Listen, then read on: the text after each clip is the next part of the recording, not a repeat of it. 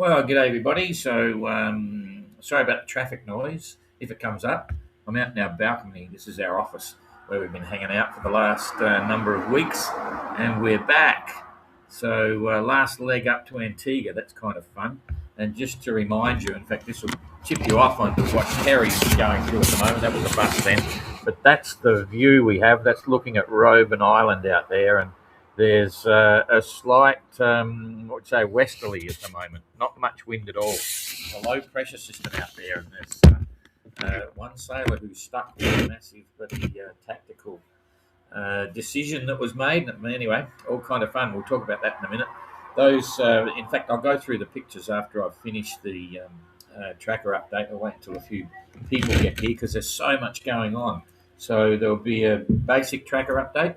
They've only been at sea for, I don't know, 18 hours or something. Yeah, something like that. And some interesting stuff going on. And then I'll talk about all the new stuff going on for 2026, because we will be here right now, and I am. But tomorrow we're travelling. We get out of here about 5 o'clock in the morning, and we won't be back in Les Sables d'Olonne until late on the 30th.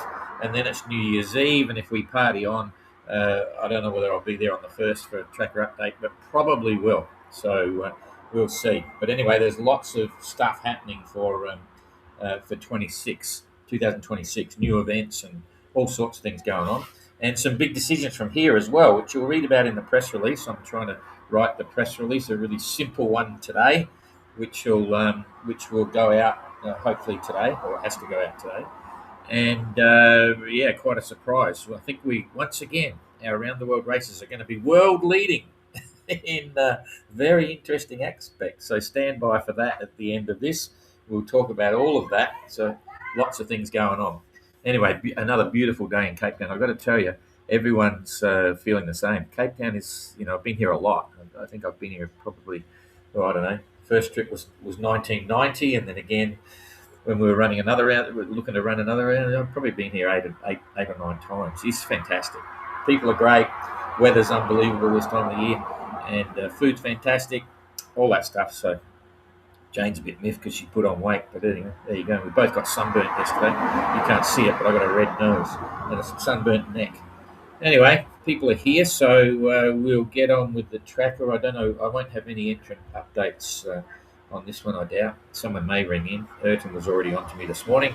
But there you go. So I'm going to go to the tracker, and you're on the tracker now. So I'm on the tracker, and here we go. So the first thing that you look at is Kerry sitting down there. There's nothing wrong.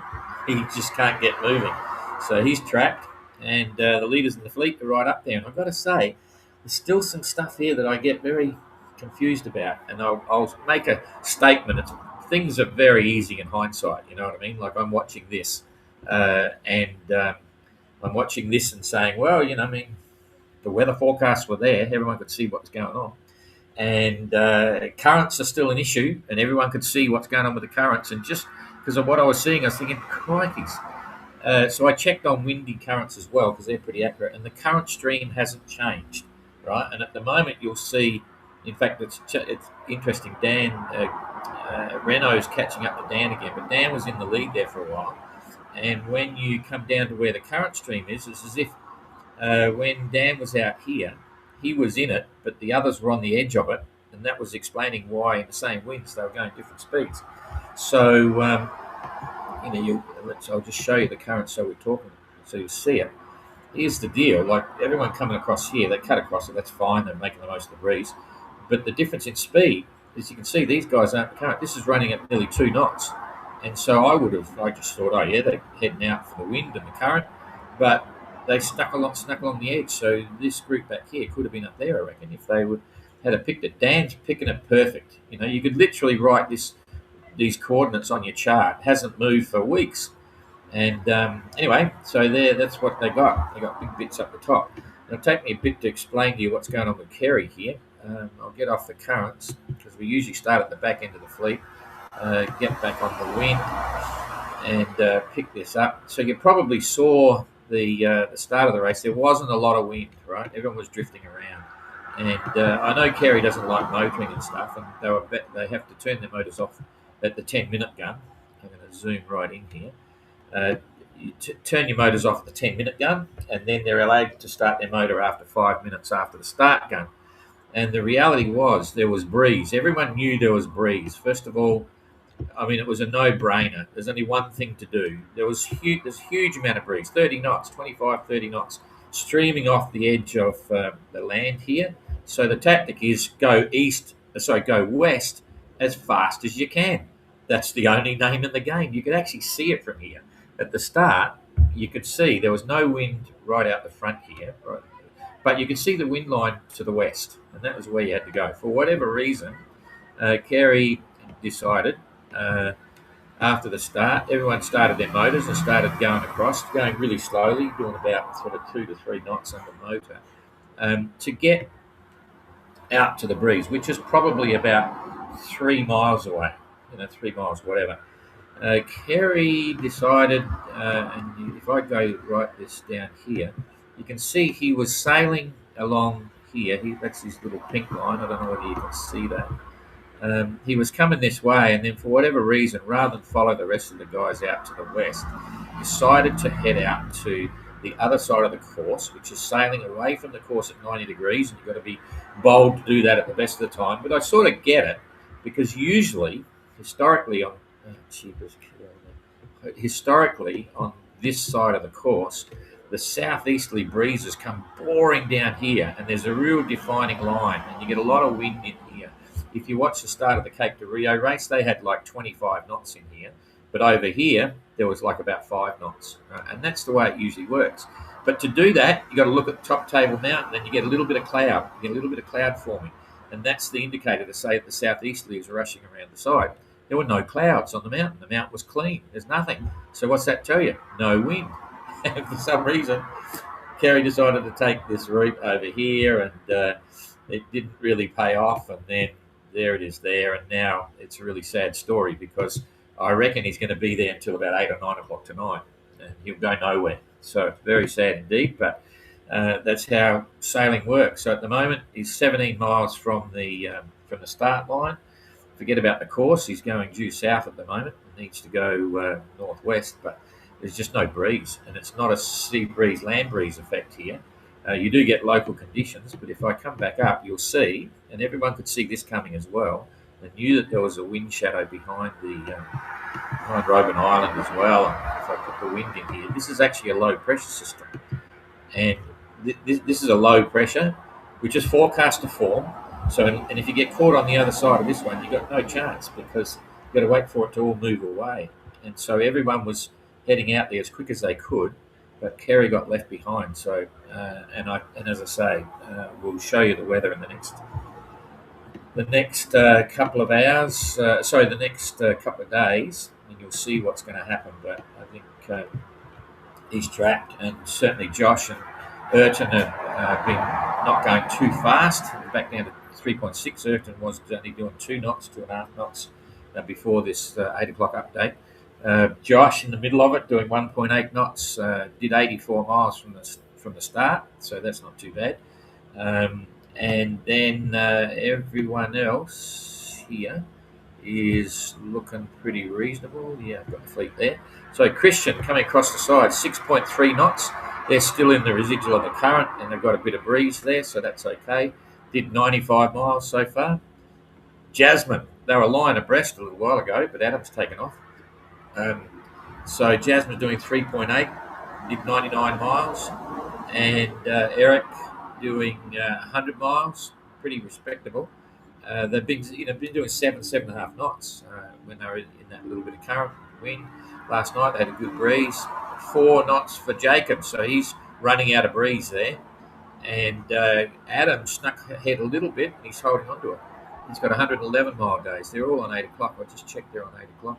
Yeah, Ayrton was still back on hourly, but he's up to it, because they were still close enough to the line to be on hourly. They had a 7 o'clock position as well. And yeah, anyway, so that's real-time positions there, which is pretty good. Dan's still in the lead, just a little bit. He had a good lead on Renault in the last 4 hours, but doing 6.6 knots, 134-mile day. Renault, 133-mile day, not too bad. And Pilo, right up there 8 hours ago, but now falling back just a little bit, 126 miles. Still doing 6.4. So you can see what's going on. I mean, if you look where Kerry was previously, Kerry's done 17 miles. So that's what's that? 3, 4, 5, 6, 7. So it's 107 miles behind 117 miles. So Dan's 117 miles in front. That's over a day. That's a really costly one for Kerry because he was up there, potential podium position and all that sort of stuff. It was the fastest boat from Mauritius to Cape Town. And there you go. Never over till the fat lady sings. So what's happening to the weather? Let's have a look at a 2-day situation. So you can see Kerry's on the wrong side of the low, and this low is going to be moving slowly. So I'll come back and I'll do it every 3 hours. So there it is now, real time now, fishing every 3 hours, and you can see he's still literally. This is 1:30 in the morning, so 8. It's another 5.5 hours. He's still got bugger all breeze. At least it's swinging around. Still got no breeze there. Still got no breeze. Still got no breeze.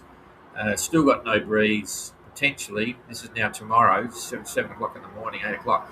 If he's lucky, he'll get across and just pick up this edge. But if he gets caught with that big hole, he might be there for another 18 hours, and the other guys will be another 18 hours further in advance. Who could end up 160, 170 miles behind the fleet. And then if we look at the big picture, you're probably seeing there, you've got the constant flow of breeze. They're coming through. It's not super strong. The breeze that Renault and the others were talking about, 25, 30, 35 knot gusts last night. From what I can see, I haven't heard a report from anyone, but I think it would have been sort of 25 to 30. Sea state not too bad. If we look at well, anyway, that's the 30th. So 2 days. They got a good wind gradient for the next 2 days anyway. If we come across here, still on the 30th, they'll be right up here. Then they're going up the middle of it. So if I come back here, so nice sailing. Kerry's the only one missing out on this now, and they'll know not to come too far off the run line because otherwise they'll run out of breeze. And the big picture is looking pretty good because the fleet is on. This is trying to work itself into being a South Atlantic high. You see the counterclockwise wind direction, but it's a bit messy. It hasn't formed up. But if we just push this through for the next week, just for fun, you can see where the run line is. It's all pretty reasonable. It's no big storms, nothing like that. It's pretty much trade wind, bit light, bit reasonable, but it's all. Here we go to the 3rd. You can see they're on the top end of the South Atlantic high.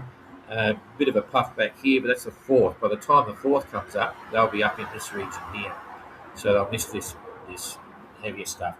And as a rule of thumb, when you're passage planning here, leaving Cape Town, anything can happen in the first week. But once you get a week away and you start to climb north, you're into this sort of southeasterly trades. So I think the fleet once again has been pretty lucky. Going to get a reasonable amount of breeze going forward. So like a typical trade wind spurt. Kerry may get a bit of that heavier wind behind and catch up a bit, but it's going to be very hard to make up that big picture ground. Oh, it's a bit quiet there, coming to 7th, so that's it. Okay, I think that's all I can probably tell you there. Pretty quick one, but that's fine. Now we'll come back to all the juicy stuff. I'll tell you what's going on. So I just got off the thingo, and I'll come back to me. Okay, get rid of that. So you're looking at me. Okay, let's just talk about these pictures, and I'll tell you what they all meant. That's Jim. Jim's the $32,000 man. So many discussions about how much does it cost to build a boat and enter the races. Don't believe everything you read. It does cost a lot to build your boat. When Jim did this is in 2021 Transat. Jim's pretty cool boat. He turned up there, spent £32,000, right, to get to the start line with all the safety gear, same as MGR, and he did the Transat. You can scale it up from there. Now you're going to need at least 45,000. Things have gone up a lot to build your boat. Probably 50,000, a little bit the other side. You put another trailer on and it starts to squeak up, but it's not. You don't have to spend €100,000 building your boat. And then you've got to find your money for the events. But Jim was a classic. That's me and Etienne. Having a bit of coffee. He's my mate. We both did the Transat. Etienne won, of course, on '88. He's now got aspirations ticking over to do the GGR, which is pretty cool. And he's there with his boat. Here's Pete on origami. Great boat, really fast. Kerry's got the boat. It's pretty cool. So we all had a lot of fun that year. So origami came from there as well. And here's Michael on Ironman. He's sold the boat now. I forget the name of the guy who's got it. Anyway, he's moved on to all sorts of stuff. He's got aspirations of doing the Vendée Globe, and he's working really hard at that. He's now entered the Global Solo Challenge, so he's going to do a solo circumnavigation. He's going to buy a Class 40, an older Class 40. That's what he's planned to go around. That's sort of like a pursuit race. So he's moved on. That was the three of us there. That first edition of the race sparked the imagination in a lot of ways. So a lot going on. Boats for sale all over the place. So that's it. What's this about? That's the Burgee that we designed back in 1983 for the Shorthanded Sailing Association of Australia. I flew that during the first Transat, and now the Round Australia race, which is a big one, starting again. They've announced the 40th anniversary edition of that, and we are starting a bit of a part of Australia race for the Australian builders of the 580, which I'll talk about in a minute. Very exciting, putting the stickers on the mainsails. That was in 21 with Jane when we put on our boat. There's Peeler's boat. That was done by Severin, a German chap. He went on to buy, after that lot, he ended up buying a Mini 650, I think it was. The same as I think who won the Transat. No, he didn't win the Transat. He did the Transat last. Oh, he's the only Transat entry we had in 24. So anyway, that's now Peeler's boat. So, press the wrong button. Jeepers, hang on a minute. Showing the stream. Yep. Fine. There we go. Yeah, that's where we got to. And I think that's it. No, that's me and that's bloody hell. Jeepers, yeah. Anyway, cool boat. Yeah, I see too many people. Okay, back to me, and I'll tell you about the what's going on here. So I've got a list. Okay, so Australian builders. If you saw the post on the Class 650 Facebook page, we're looking at doing a race from Sydney to Darwin over 2 months. It's a lot of fun, lots of different places to stop over. And so if you're building in Australia, you want to pass some comment and let us know. We're going to want to see that there's at least 5 or 6 boats that are up for that, and then we'll work with that. In fact, I'm going to try and get those guys to form an Australian association because it needs one. I forget how many boats there are in Australia now, but anyway, there's quite a lot. It could be 14 or something. And so that'll be your first big ocean event and a lot of fun.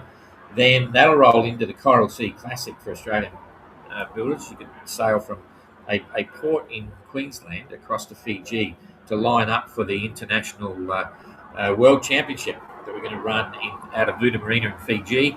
To line up with the Mini Globe race as it's going around the world. So as the Mini Globe race fleet gets into Buda, okay, those that are coming in to do the International Regatta, the World Championship, will already be there, possibly even cruising for a month or so.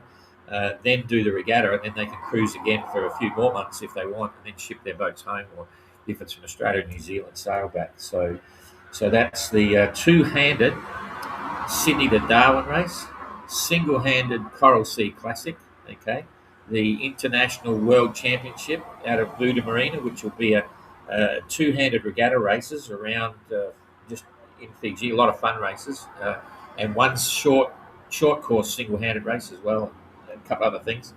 Then the big one is, now I want to make sure everyone knows this because we often get people saying, even this happened in the first MGR when we announced it back in 2020. We were restricting the size of the fleet. And they said, we had about 40 people that were looking to do the MGR, and they were worried about not being able to get an entry and things like that. Things have changed a bit now. There are a lot of people looking at the MGR, and I know that for a fact. So I think that we're going to have quite a few entrants. I've got no idea how many, but quite a few. The issue is that the Transat is compulsory for the 2028 Transat is compulsory for MGR entrants if you're from UK or EU countries, okay, including Switzerland. If you're in America, you don't have to do it. You can do your own qualifier and so on. So then there is a lot of people looking at the Transat that have got no interest in the MGR. So the idea there is that we can only have a certain number of boats in the 28 Transat. So if you're going to do an MGR, you need to think about what you're going to do about the Transat. So entries for the 2029 Transat open for MGR entrance on the 1st of January in a couple of days. Okay, so just remember that. So if you're thinking about doing the MGR, you put your entry in, you can enter the Transat, right, on the 1st of January. Any other sailors or builders that want to enter the Transat in 2028, your entries will be open on the 1st of March, right? So we're giving January and February to the MGR entrants to get in first if they've got the gonads to do it, right? So if you're thinking of doing that Transat, you need to think strategically, maybe, because I don't want anyone to come back to us in a year's time or 6 months' time and say, "Oh, but I've got an entry, blah, blah, blah." And so, well, we're opening the game, and those that are keen, you have a chance. So I hope that's pretty clear. Also, entries are also now open for the 26 Transat, right? So anyone wants to enter that. And if any GGR people, GGR entries are opening for 2030 on the 5th of January because the interest in the 30 GGR is huge. So we're catering for that to make sure they get going. If you're going to boot, the German Association of the Class Globe 5, the ALMA Class Globe 580, is actually very active. Okay, the guys here, you can see all the information. You can actually join their association if you want, just to support them. But you don't have to just be German, because German Association is going to basically take over the European side. I can see it happening now because we've got people from neighbouring countries signing up in the German Association. And as that moves forward and gets stronger, they will actually create their own events, which is exactly what we want to see happen. So we're giving a little bit of support and direction and stuff, and advice, and they're creating this really, what I'd say, proactive group to get things ramped up. So if you're interested, keep an eye on that. They're actually going to boot. They did a local boat show. We helped them with that, and then to our great surprise, they said, "Hey, look, we're going to boot." And it's like, whoa. We did boot a couple of times in the early days to promote the class, but now we don't necessarily have to go there because we don't have the budgets, and people know about the class for us, but they're there promoting the German Association. So if you're going to boot, go and say, "G'day, look at they'll have a boat there, part-built boat," and good on them for doing all that. It's great to see. In fact, we love it because we're keen to promote local organisations, local national organisations, because that'll grow the sport even more, or the interest in the 580 even more. And we can all see now it's a unique class. So that's cool. There was discussions. There hasn't been formalised yet, but there is sort of something happening in Spain. I'll get something happening in Australia. I'll find someone to do it, and then we'll see what happens in other parts as well. There could be something in UK.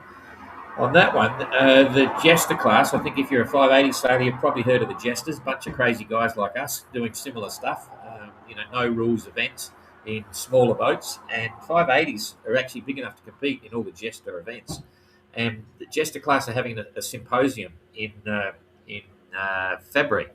I'll put a post up in the next few days just to explain it. It's talking about solo sailing, and all sorts of issues. I'm going to go there. I want to go there because I like what they do, and it's all about solo sailing. And I tried to do the Jester once, but it didn't work. I bought a boat, blah, blah, blah. Anyway, so I'll be up there. I'll be in England. I think it's February don't quote me, February the 22nd. Yeah, I think it's February. So no, it's a weekend thing. So we'll go up there on the Saturday, Starts on Saturday afternoon. There's a big dinner on Saturday night, and then there's stuff on Sunday morning, I think, and then we'll bail out. So, and they run a UK to the Azores race, and of course they run a transatlantic as well. And so it's another venue potentially for jesters. The jesters aren't so much into sponsorship and commercial side of things, but great adventure things. So, and I'm happy to work with them because as I say, a 580 could enter their events. They allow boats down to 20 feet or something like that. So you can just squeeze the bit, Anyway, we'll see. So Jane and I will be there anyway in the UK. So that's a chance. Jones Boot Transat there. Blah, blah, blah. Uh,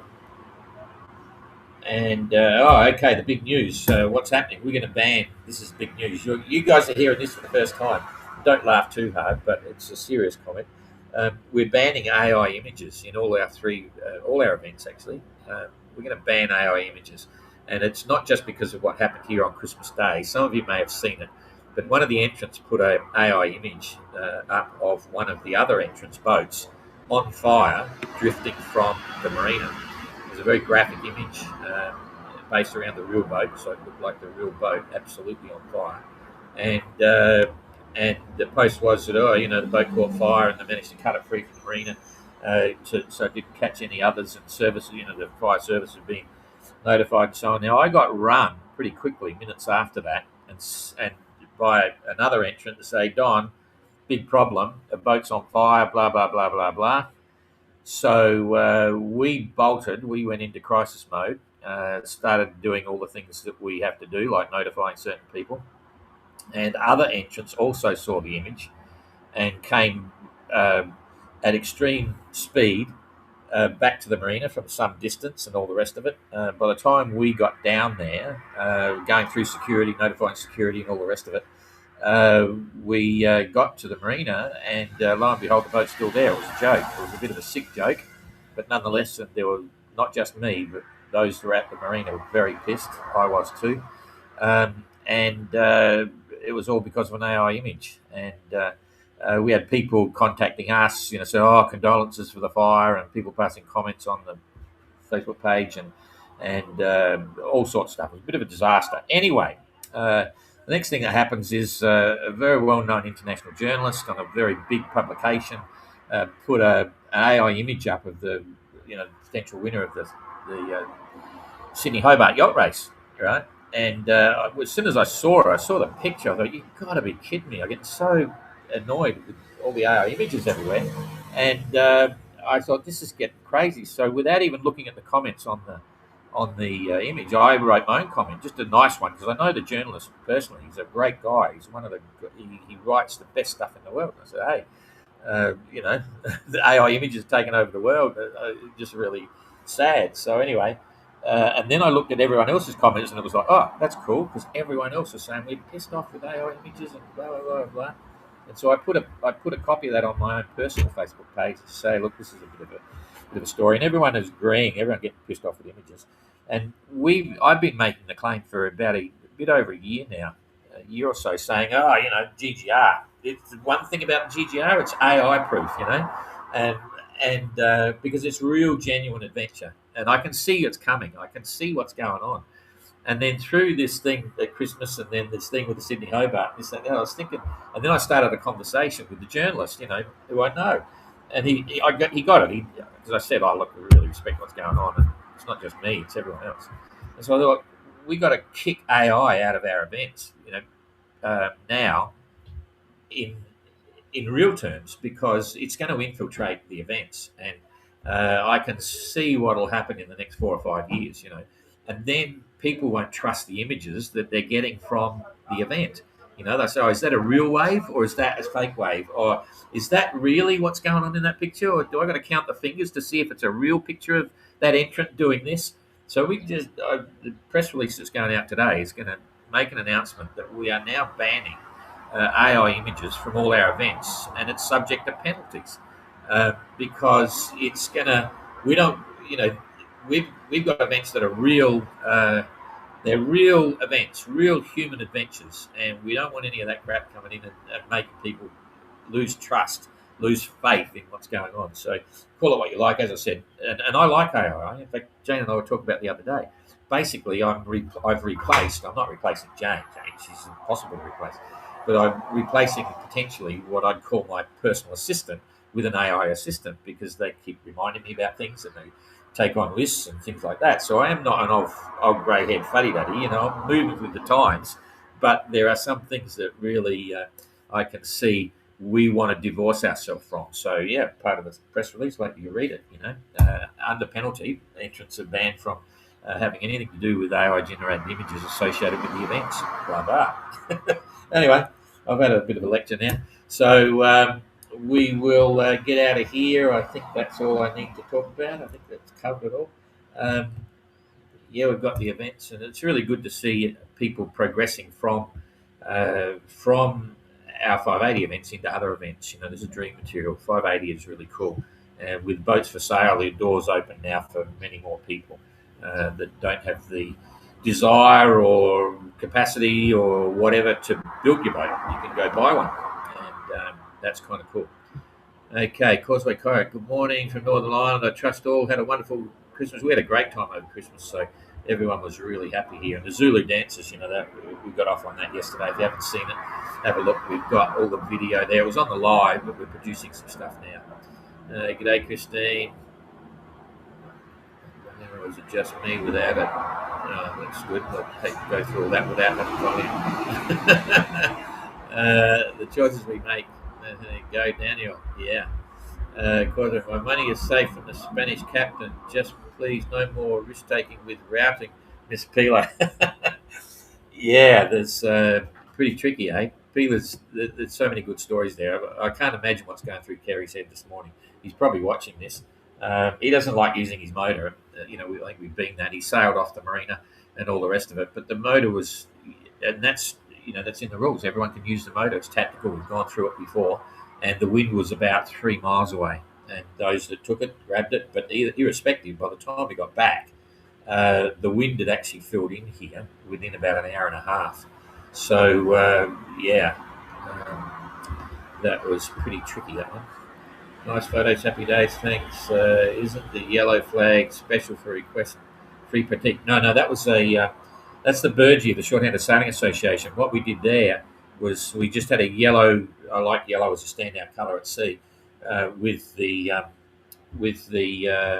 for the Shorthanded Sailing Association, because it was Australian. I decided to use an Aboriginal blow-in hand. It's like a put your hand on a rock and get the ochre, blow it out on the rock, and then pull the hand away, and that's the thing. Now that was back in 1982. It's kind of interesting here because I'm working with Guy Chester. We had lots of discussions on the new around Australia yacht race, which I'm pretty happy to see happen. It's the 40th anniversary, and I've been trying to get that happening for a long time. Anyway, we were working on the logos, and Guy had an impressions of the logos for the race, very strong ideas, and he asked us for a hand. So I got together with Rob, and we developed a couple of different options for a logo. And the one I really liked had a boomerang in the bottom of the corner, right? Because it's really cool, around Australia. And Guy said, "Oh, jeepers, you can't do that. That's stealing Aboriginal culture and stuff like that," which is probably correct. But nonetheless, it was times have changed. Put it that way. So that's where the yellow flag came from, and the Burgee. That's the original Burgee. It's the only one that survived, and I can't find it now. I don't know whether it's on a boat or whatever. Anyway, so yeah, times have changed. Part of the fun. You mentioned at the start yesterday that Christian had a new composite mainsail. What is that, and how much of a penalty? Okay. Well, it's not a new one. He's done massive repair. So what's happened there is if you get a new sail come on board, you get a 48-hour time penalty, right? And so what the others are doing is they're actually using the original mainsail, but they're putting a whole layer of sticky back, effectively, over the whole one side of the sail. So the black was black sticky back, stick it on, and sticks on the whole lot, and they stitch it around the seams and the other side. It's a massive patch on the mainsail. And technically speaking, we couldn't fault that. We explained it before and said, well, it's still the same main, just putting a lot of patching on it. So I don't know what it cost. UK sailmakers did it. and they were all very happy with it. I think 2 or 3 of them did it just to make sure they're going to get to the finish. So anyway, that's what that was about. So it's composite because it's the main plus a lot of sticky back. Morning, nice to see you all back in. Yeah, it's good fun to be here. Causeway, you're 100% right to abolish AI fakery. It needs to be banned everywhere. Schools, colleges, generally too. I'm not against AI. That's the whole thing. I love AI. It's doing some amazing things. And I like AI imaging as well. Okay. The line is that, so often now you look at news stories and say, is that a real image? Where are all these, and you got to, obviously, there's certain things you can tell. Count the fingers, usually there, blah, blah, blah. So there is a place for it, but the problem is that, and even the one that went up with our entrant that did the boat on fire, there's a little tiny thing at the top that just says AI, just the word AI, little letters, 2 little letters. Then you got the big post, this and the other. It's not enough. If you've got an AI image, you could plant on the image AI or something, and then it's okay. But they don't do that. And the thing is, we've got real stories, real human stories. So I don't dislike AI images. I think some of them are really funny. I mean, you look at Trump. Let's not get political and stuff, but he cuts his own throat by some of the crazy AI images he produces and puts on. You can see they're AI. Fighter pilots shitting on all the protesters and all that sort of stuff. I mean, that was just ridiculous. So AI's got its place. It's like any art, this, that, and the other. But you got to. We don't want to get involved with that for our events, so be it. Anyway, you mentioned Christo, that's the main sale, so no penalty for that. That's fine. Ben, I'm tempted to buy and enter, but we need to see more of the build quality. Christian build excellent. Look, I've got to tell you, I've never seen a badly built boat. Right? We maintain. There's a few things. The build process of a 580 is very simple, and it's designed to be simple, foolproof, and super strong. We're not seeing any boats fail, right, structurally or anything like that. And everyone takes pride in their boat when they're building it. And there's some that have been beautified more than others. Some are, instead of having a really strong, solid, genuine, boom, joint on the timber like that, you'll get someone that'll slowly carve every piece. They'll sand it to pieces. They'll bloody do it like a piece of furniture, and they'll stick it together and it'll look like unbelievable. And doing this one has taken 8 hours. Doing this one, boom, has taken 2 hours, right? And they're both as good as each other. It's just that one looks a lot better, okay? And when you come to buy that boat that looks a lot better, if you want it, you'll probably pay a little bit more for it. So, but I can honestly say we wouldn't give someone, I'll be careful what I say here, but we would, if someone's built the boat right and they get a class plate, you can be pretty confident that the builder has done a reasonably good job on it. We're not going to guarantee it or anything, but I've not seen a badly built boat yet in terms of quality for strength and seamanship. So and in fact, they're all bargains, honestly. You can talk to the builders, but talk about buying these boats. When we sold Tracker, we sold it for over 50 grand, but it was an absolute steal. And as I say, the most expensive boat that's being built really nicely by a professional builder, turnkey, was €120,000. So now, if you went back to that builder and asked him to build a replica of that one, and he's a well-known builder, really good builder, that's what he does, that's what they do for a profession, you would probably spend close to €135,000 to get that boat built. Now, some of the amateur builders are building boats that are as good as, if not the same or even better, and you can buy them after one trip for bloody 50 grand, 60 grand, something like that. It's just a bargain. So anyway, so if you're tempted to buy, you're going to find that they're going to all sell pretty quick. I'm confident about that. There's a few people out there waiting and watching, but anyway, part of the deal. Christian did Life Rafts was amazing. Yeah, it was. We've got a new rule now that if you want to move your life raft around, you've got to declare the positions you want the life rafts, because they're moving them around for ballast effectively. And we allow stacking. So if you've got weights inside the boat, you're allowed to stack them on the windward side. Right, that's fine. But we've had two new rule definitions. The first one is life rafts. Life rafts are banned from coming outside the boat. They need to be looked after. You keep them inside the boat, and wherever they are inside the boat, they've got to be lashed down because they're quite heavy. If the boat's upside down, you don't want it to flop and not add to the riding moment. And so a couple of the boats, there was only a few that took up this opportunity. They've put them on the port side bunk or the starboard side bunk, and they've had to describe and show me how they lash down, right? So they're lashed down in those positions, or under the cockpit. Under the cockpit, you don't need to lash it because it can't go anywhere. And so that solves that problem.